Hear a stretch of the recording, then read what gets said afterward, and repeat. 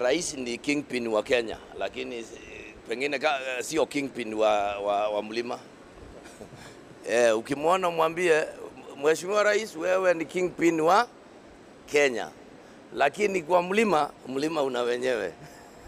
Unajua ni vizuri tuseme ukweli. Tunafurahi kwa sababu rais amekuja, na hii wiki imekuwa nzuri kwa sababu tumepata marupurupu. Tungetaka awe akiendelea kuja kwa sababu akija marupurupu yanapatikana na tunafuraha.